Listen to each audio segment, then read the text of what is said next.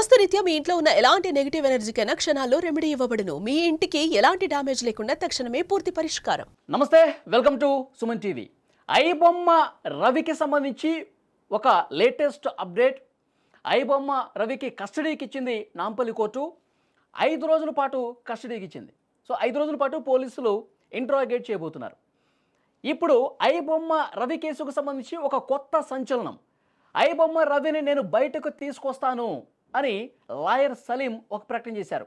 ఐబొమ్మ రవి కోసం పనిచేయబోతున్నా ఆయన త్వరలోనే బెయిల్ మీద బయటకు తీసుకొస్తా అని చెప్పి లాయర్ సలీం చెప్తున్నారు. లాయర్ సలీం 2 తెలుగు రాష్ట్రాల్లో కూడా ఫేమసే. సంచలనం సృష్టించినటువంటి కోడికత్తి కేసులో జనుపల్లి శ్రీనివాస్ను కూడా ఇదే విధంగా బయటకు తీసుకొచ్చినటువంటి పరిస్థితి ఉంది. సో ఆ లాయర్ గారు మనకి లైవ్ కాల్లో జాయిన్ అయ్యారు. వారితో మాట్లాడదాం. లాయర్ గారు నమస్కారం సార్. నమస్కారం. నమస్కారం వల్లి గారు. నమస్కారం సార్, బాగున్నారా? చాలా బాగున్నాం sir. Sir, iBomma Ravi arrest అయిన దగ్గర నుంచి 2 తెలుగు రాష్ట్రాల్లో ఒక సంచలనంగా మారింది ఈ కేసు. ఎందుకంటే సినిమా ఇండస్ట్రీ పూర్తిగా కూడా వేల కోట్ల నష్టం జరిగింది ఈ పైరసీ వల్ల, ఈ రవి వల్ల అని చెప్పి పోలీసులు సీరియస్గా దీని మీద దృష్టి పెట్టారు, ఇన్వెస్టిగేట్ చేశారు. అతన్ని కూకట్పల్లిలో అరెస్ట్ చేశారు. ప్రస్తుతం జైల్లో ఉన్నాడు. రేపటి నుంచి కస్టడీకి తీసుకొని కూడా 5 రోజుల పాటు విచారించబోతున్నారు. మరి ఈ కేసులో ఇండస్ట్రీకి ఇంత నష్టం కలిగించిన కేసులో పోలీసులు ఇంత సీరియస్గా ఇన్వెస్టిగేట్ చేస్తున్నటువంటి ఈ కేసులో అతడి తరఫున మీరు వాదించడానికి ఎందుకు ముందుకు వచ్చారు? ఏం చెప్తారు కారణం? First point, Ravi is belong to Visakhapatnam. Second point, regional feelings with Visakhapatnam. Third point, Ravi చేసిన పుణ్యంకి మాస్ సపోర్ట్ అతనికి వస్తుంది. సో ఈ 3 విషయాల్లో ఈ కేసు నేను వాదిస్తున్నాను సార్. అంటే మాస్ పీపుల్ నుంచి అతనికి మద్దతు ఉంది కాబట్టి వాదిస్తున్నానంటారు. 100%, 200%. కానీ ఒక లాయర్గా అతను కరెక్ట్ చేశాడా, రాంగ్ చేశాడా, అతను చేసింది మంచిదేనా, ఎవరికైనా నష్టం కలిగించాడా, వీటి గురించి ఏం మాట్లాడరా? లేదు, నేను క్రిమినల్ డిఫెన్స్ లాయర్ ఉన్నాను. వాడు చేసాడా చేసేలేదు కోర్ట్ విల్ డిసైడ్. కానీ ఆయన చేసిన ప్రతి నేరంకి నేను డినై చేస్తాను. ఆయన చేయలేదు అంటారు. సో ఇది ఇస్ మై డ్యూటీ. అంటే ఇప్పటికీ మీరు ఆయన తప్పు చేయలేదని నమ్ముతున్నారు, అందుకే ఈ కేసు వాదించడానికి ముందుకు వచ్చారు. 100% ఇట్స్ ట్రూ. ఓకే సార్, మొన్న ప్రెస్ మీట్ చూసారా? అతను అరెస్ట్ అయిన తర్వాత సజ్జనర్ గారు సినిమా ఇండస్ట్రీ వాళ్ళతో మాట్లాడిన ప్రెస్ మీట్ చూసారా? చూశాను. అంటే పైరసీ వల్ల ఎంత నష్టం కలిగింది, చాలామంది పోలీసులను కూడా టార్గెట్ చేసి సోషల్ మీడియాలో మాట్లాడుతున్నారు. వాళ్ళ మీద కూడా కేసులు నమోదవుతాయి, మీరు పోలీసులకు వ్యతిరేకంగా మాట్లాడితే. ఇవన్నీ కూడా వారు మాట్లాడినట్టు పరిస్థితుంది. ఇప్పుడు ఈ కేసులో ఐబొమ్మ రవిని మీరు బయటికి తీసుకొస్తాను అని చెప్పి చెప్తున్నటువంటి నేపథ్యంలో ఏమని చెప్తారు, ఎలా వాదిస్తారు? రూల్ ఆఫ్ లా కింద ఉంది. Bail is the rule, jail is the exception అని ఒక కోర్టు ఉంది తెలుసా. ఆయన ఈ నేరం చేశాడా చేయలేదు, all fact will come to the after the trial. Before trial this is all allegations. Allegation based on allegations మనం జైల్లో పెట్టాలి కదా. అలిగేషన్స్ ని ప్రూవ్ చేయాలి. సో ఆ భారం పోలీస్ మీద ఉంది. సో ఆ వేసిన అలిగేషన్స్ కి నేను కడగాలి. ఒక మంచి ముత్యాలని పాల ఎలా కడుగుతారు అలా కడిగి అతను బయట తీయాలి. ఆ భారం నా మీద ఉంది, ఆ రెస్పాన్సిబుల్ నా ఉంది అని నేను నమ్ముతాను. అదే విధి విధానంలో నేను ఈ కేసుని వాదిస్తాను. సార్, మీరు సీనియర్ అడ్వకేటు. ఇప్పుడు అతని మీద ఉన్నటువంటి సెక్షన్స్ ఒకసారి మీకు చదివి వినిపిస్తాను సార్. ఇతరుల ఆస్తి తస్కరణకి సంబంధించి 318(4) ఒకటి ఉంది. ఇది కనుక రుజువైతే 7 ఏళ్ల శిక్ష పడుతుందంట. అలాగే వేరే వాళ్ళ ఫోటోలు కావచ్చు, ఐడీలు కావచ్చు, వాళ్ళ అడ్రస్లు కావచ్చు, ఈ విధంగా వాడుకున్న దానికి సంబంధించి ఐటీ యాక్ట్ కింద 66(c), ఈ వీటి కింద, ఈ సెక్షన్స్ కింద కేసు నమోదైంది. ఐటీ యాక్ట్ కింద చాలా సీరియస్ సెక్షన్స్, సివియర్ సెక్షన్స్ ఉన్నటువంటి నేపథ్యంలో ఒక దాంట్లో 3 సంవత్సరాలు, ఒక దాంట్లో 7 సంవత్సరాలు నేరం రుజువైతే పడే శిక్షలకు సంబంధించి సమాచారం. ఈ సెక్షన్లన్నీ చూసిన తర్వాత ఏమనిపిస్తుంది సార్ మీకు? అది సింపుల్ సెక్షన్స్ ఉన్నాయి.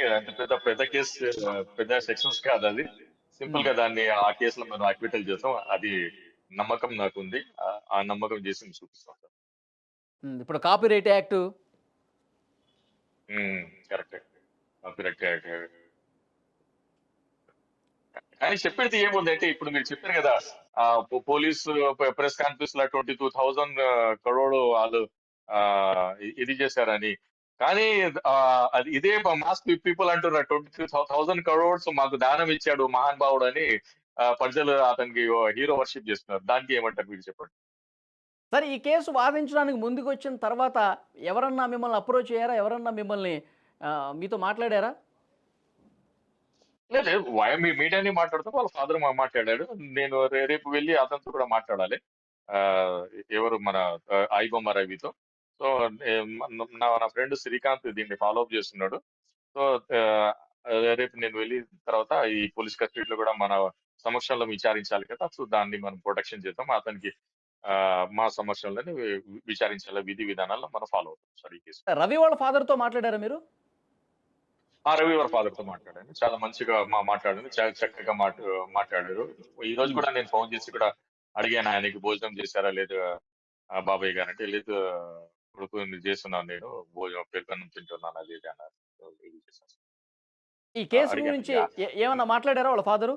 త్వరగా ఏమన్నా బయటకొచ్చే అవకాశం ఉందా అని చెప్పి ఆయన ఏమన్నా అడిగాడా? లేదు ఆయన అదే అన్నాడు. "ఇంకా మీ పెద్ద మనుషులు వచ్చారు. మీరు న్యాయం చేయండి మా బాబుకి" అని ఆయన ఆయనతో ఉన్నారు.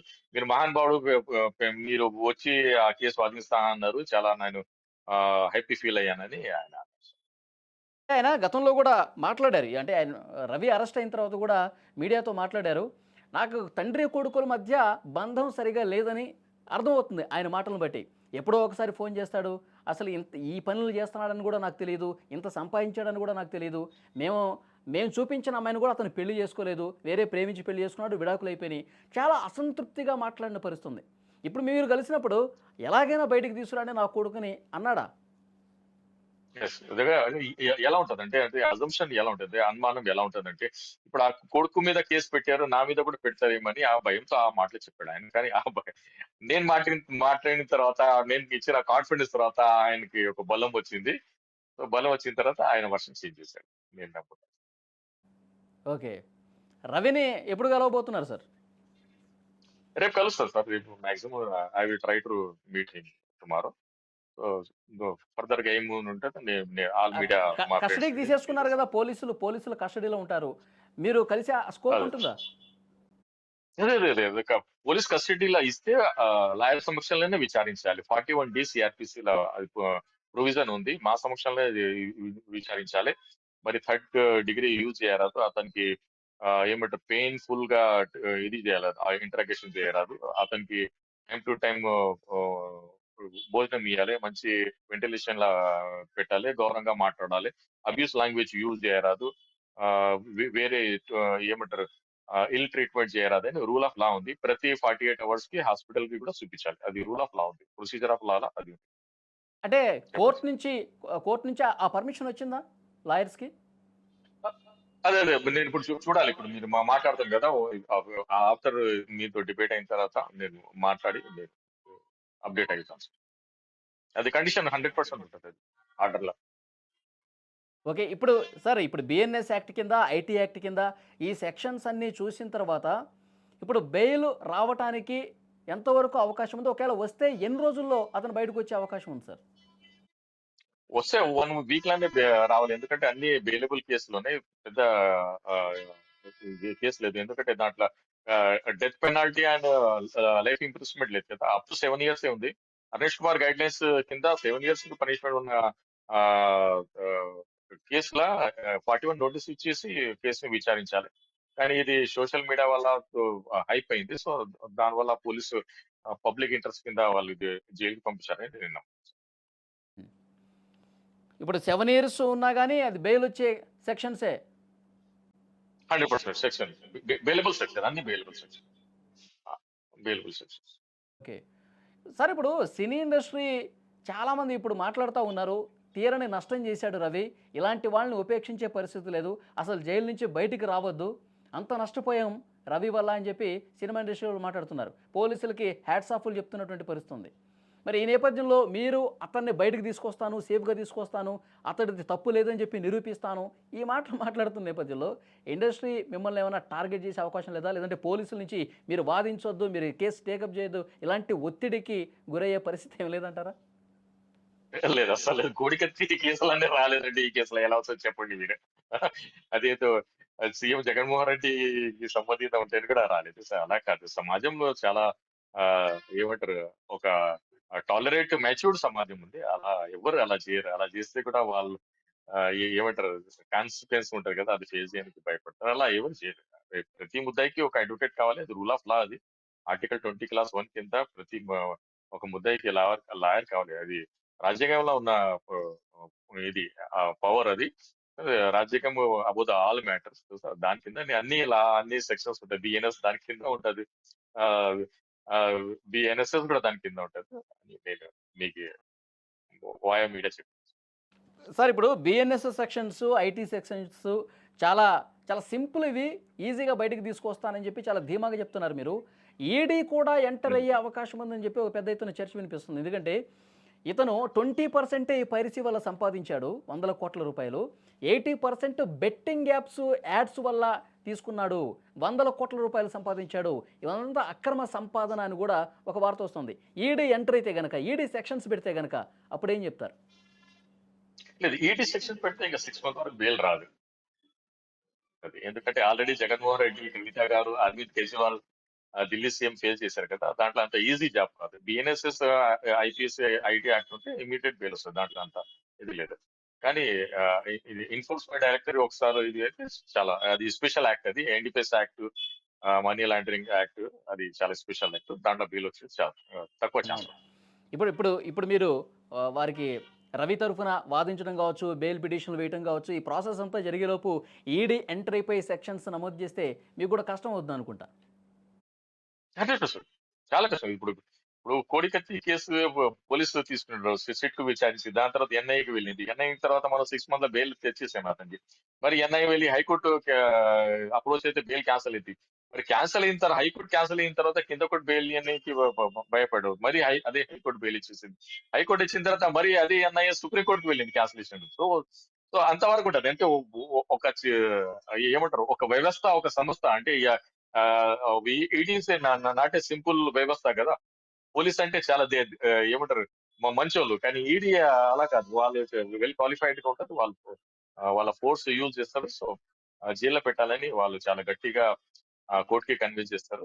కోర్టు మ్యాక్సిమం కన్విన్స్ అవ్వదు. సో దాన్ని మనం కన్విన్స్ చేసి ఆ ఆ, ఒక ముద్దకి బయట తీయాలి. విధి విధానాలు మనం. ఓకే, ఇంకొకటి సార్, ఇప్పుడు ఇప్పుడు ఒకవేళ బెయిల్ రాలేదనుకోండి, ఇక్కడ నాంపల్లి కోర్టులో హైకోర్టుకు వెళ్ళటం, అక్కడ ఏమైనా ఇబ్బంది అయితే పై కోర్టుకు వెళ్ళటం, ఇట్లా చేస్తారా? 100% ఇప్పుడు లాలా విండోస్ ఉన్నాయి. ఇప్పుడు కింద కోర్టు ఇవ్వకుంటే హైకోర్టు వెళ్ళాలి. హైకోర్టు సింగిల్ బెంచ్ ఇవ్వకుంటే డబుల్ బెంచ్ కి వెళ్ళాలి. డబుల్ బెంచ్ ఇవ్వకుంటే సుప్రీం కోర్టుకి వెళ్ళాలి. ఫండమెంటల్ రైట్ ఉంది. Bail is fundamental right. Fundamental right ఎక్కడ వైలేషన్ అవుతుందో, సో దాని మీద మనం వాదించి ఆయనకి బయట తీసుకురావాలి. అది నా ఏమంటారు, వృత్తి ధర్మం, ధర్మ పోరాటం ఒక అడ్వకేట్. ఓకే, లాయర్ సలీం గారు, అంటే మీరు ఈ కేసు ఎలా ఉన్నా సరే రాష్ట్రంలో ఏదన్నా సంచలనం నమోదైతే ఆ కేసును టేకప్ చేసి ఈయన సంచలనమైనటువంటి కేసులే వాదిస్తాడు, ఇలాంటి పేరు కోసం ఏమన్నా పరితపిస్తున్నటువంటి లాయర్గా చూడాలా, లేకపోతే నిజంగా రవిని బయటికి తీసుకురావాలన్నటువంటి ఒక తపన ఇది చేస్తామన్నారా? ఈ కేసు టేకప్ చేయడానికి ఎట్లా చూడాలి? అదే మీ అజంప్షన్, మీరు ఎలా ఆలోచించేసేది అది up to you. That is you ice will feel what I'm doing. తెలుసా, నా మనశ్శాంతి మీడియా కోసం నేను మీడియా చేస్తున్నాను. అటెన్షన్ని గ్రాప్ చేయాలి. రాష్ట్రంలో ఏది సంచలనం ఉంది దాన్ని టేకప్ చేస్తే ఉంటుంది, ఆ మసాలా ఉంటుంది అన్నట్టు టేకప్ చేస్తారా ఎట్లా? ఈ కోడికత్తి కావచ్చు, గులకరాయి కావచ్చు. అలా కాదు. ఒక సవాల్ చేసే మనిషిగా నేను నిలబడాను. ఒక సవాల్ చేసే మనిషిగా నేను ఆ ఆంధ్రప్రదేశ్, తెలంగాణకి ఒక రికగ్నైజ్ అవుతున్నానని ఆ- ఆ- ఆ- ఆ కోణంలో నేను పని చేయవచ్చు. కానీ అలా నేను పబ్లిసిటీ రావాలి అది అని అది చేయను సార్. ఓకే సార్, ఆ, కొంతమంది సామాన్య మధ్యతరగతి వాళ్ళు కూడా సోషల్ మీడియాలో పోస్టులు పెడతా ఉన్నారు. రవి ఐబొమ్మ వల్ల ఆయనకి సపోర్ట్గా అనిపిస్తోంది. చాలా సినిమాలు వాళ్ళు మరి ఇట్లా పైరసీ చూసి, ఇదంటే థియేటర్లకు వెళ్ళో లేకపోతే మల్టీప్లెక్స్కి వెళ్ళో చాలా ఖర్చు అవుతుంది కాబట్టి మేము ఈజీగా సినిమాలు చూస్తున్నాం కాబట్టి రవికి సపోర్ట్ చేయొచ్చు. కానీ అట్లా మీరు పోస్టులు పెట్టడం, పోలీసులకు వ్యతిరేకంగా పోస్టులు పెట్టడం కూడా కరెక్ట్ కాదని చెప్పి చెప్తా ఉన్నారు. పర్సనల్గా ఈ కేసు టేకప్ చేసిన తర్వాత ఎవరన్నా నార్మల్ పీపుల్, కామన్ మ్యాన్స్ మీకు ఏమన్నా ఫోన్ చేశారా ఈ కేసు తీసుకున్నందుకు, మిమ్మల్ని అప్రిషియేట్ చేయడం కానీ ఇలా ఆ, చేసినట్టు? చేశారు, చాలా మంది చేశారు సార్. సలీం గారికి సలాం, సలీం గారికి సలాం అని ఫోన్ చేశారు, మెసేజ్లు పెడుతున్నారు. మీరు మీరు వచ్చిన తర్వాత ఇంకా అతను సేఫ్ అని, మీరు మీరు వచ్చిన తర్వాత విక్టరీ వన్ సైడ్ అని చాలా మంది నాకు మెసేజ్ పెట్టారు, ఫోన్ కూడా చేశారు. మీ రిప్లైస్ ఏంటి సార్? రిప్లై లేదు. ఇంకా ఐబొమ్మ రవికి బయట తీసుకురావాలి, ఇంకా ఆయన ఒక ఇండిపెండెంట్ లైఫ్ లీడ్ చేయడానికి సపోర్ట్ చేయాలి, అదే ఉంది నా ఇది ఉంది, ఏమంటారు, ఇది చేస్తున్నాడు, ప్రయత్నం చేస్తున్నాను. సార్ అతన్ని బయటికి తీసుకొచ్చిన తర్వాత బెయిల్ మీద బయటికి మీరు తీసుకొచ్చారనుకుందాం. యథావిధిగా ఉమ్. ఇప్పుడు క్లోజ్ అయిపోయినటువంటి ఐబొమ్మ వెబ్సైట్ని మళ్ళీ రన్ చేసే విధంగా మీరు ఏమైనా ప్రయత్నం చేస్తారా? లేదు, అది చేశాను నేను. నా డ్యూటీ ఓన్లీ ఐబొమ్మ రవికి జైలు నుంచి బయట తీసుకురావాలి, ఆ కేసు వాదించాలి, ఆ కేసులో అతను అక్విటల్ చేయాలి. అది ఇంకా ఫర్దర్ మ్యాటర్ లా నేను ఇది కాదు, ఇంకా ఫర్దర్ మ్యాటర్ వేరే కేసులో కదా, అది వాదించి వాళ్ళకి న్యాయం చేయాలి. అది ఆయన నేను చేసే అంటే ఆయన ఆయన ఉపాధిని దెబ్బ కొట్టారు, ఆయనకి ఎట్లా బతకాలి, ఆయన అదే కదా ఆయనకి జీవనాధారం, అది మళ్ళీ ఆయన రన్ చేసుకోవాలి, ఇలాంటి ఏమన్నా చెప్పే అవకాశం ఉందా? లేదు, అది అది ఈ ఏ కేసులో కూడా నేను అది ఎంటర్టైన్ చేయను. మీరు ఈ కేసు తీసుకున్నాను, న్యాయం చేశాను, ఇదిగో నీకు ఈ లైఫ్ ఇచ్చేసాను, నీకు ఫర్దర్ గా అలా మిస్టేక్ చేయొద్దని కూడా నేను సజెషన్ ఇస్తాను. ఎందుకంటే గాంజా కేసులు ఎక్కువ వాదిస్తాను, సో నువ్వు మరోసారి అలా చేయొద్దు బాబు అని నేను మోరల్ గా వాళ్ళకి టీచింగ్ చేస్తాను. అది ఒక చాలామంది ఇది. మీకు మెసేజ్ చేసి ఐబొమ్మన్ రవిని మీరు బయటికి తీసుకొచ్చేస్తారు, మాకు ఆ నమ్మకం ఏర్పడిందంటే ఆయన బయటకు వస్తే మళ్ళీ వాళ్ళు సినిమాలు చూసుకోవచ్చు ఫ్రీగానే కదా, ఆ ఉద్దేశంతోనే కదా మీతో కనెక్ట్ అయిన వాళ్ళు. నేను ఫ్యూచర్ నేను అజంప్షన్ చేయలేను, తెలుసా అది ఏముంటది. కానీ ఆ ఆయనకు వచ్చిన సపోర్ట్ మాత్రం అల్టిమేట్ ఉంది అసలు. ఈ ఒక ఇప్పుడే నేను చదివాను, ఆయన 22,000 కోట్లు లాస్ చేశారంటే 22,000 మన మీద పంచారని ఇది చేశారు. సలీం గారు, మీకు మేము ఫీజులు ఇస్తాం, మీకు మేము డబ్బులు ఇస్తాము, మీరు రవికి మాత్రం బయట తీయండి అని గట్టిగా మెసేజ్ పెట్టేశారు. అది చూస్తే నేనే నా మనశ్శాంతి ఇది ఉంది.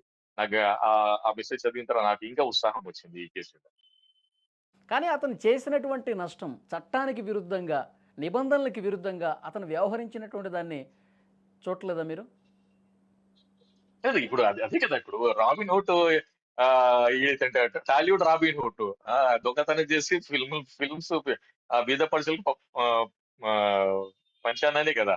అందుకే ఆయన ఫాలోయింగ్ అవుతుంది నేను నమ్ముతున్నాను వలి గారు. అంటే సినిమా ఇండస్ట్రీకి వేల కోట్ల నష్టం వచ్చింది కదా సార్, ప్రొడ్యూసర్లు నష్టపోయారు కదా సార్, కొత్త కొత్త సినిమాలు గంటలో వెబ్సైట్లో కనిపిస్తున్నాయి కదా సార్, వాళ్ళు నష్టపోయాము, మాకు కోట్ల రూపాయల నష్టం వచ్చింది అని చెప్తా ఉన్నారు ప్రతి ప్రొడ్యూసరు. అది దోపిడీదారుల సొమ్ము పేద ప్రజలకు వెళ్ళినట్టు ఎట్టా అవుతుంది? ఇప్పుడు ఆ విషయంలో తన ఆత్మ సాక్షి ఏముంది, రవి చెప్పాలి, కానీ నేను అలా చెప్పాను. నాకున్న వృత్తి ధర్మం ఏముంది, ఆయన పెట్టిన అలిగేషన్స్ కి నేను డినై చేసి అతను బయటకు తీసేసి ఈ కేసు నుంచి అతనికి అక్విటల్ చేయాలి, విధి విధానం నేను ఉంటాను అంతే. ఫైనల్గా ఈడీ ఎంటర్ అవ్వకపోతే మీకు ఈజీ ఆయన బయటికి తీసుకురావటం, అయితే మాత్రం 6 నెలల వరకు షూర్, ఏం చేయలేమంటారు. 6 నెలలు వేయించండి. ఓకే, సో చూద్దాం సార్ నెక్స్ట్ ఏం జరగబోతున్నది. మీరు రేపు రవిని కలుస్తామని కూడా అంటా ఉన్నారు. మీరు రవిని కలిసిన తర్వాత మళ్ళీ ఒకసారి మనం కాంటాక్ట్ అవుదాం sir. Thank you very much. మాట్లాడదు. Thank you.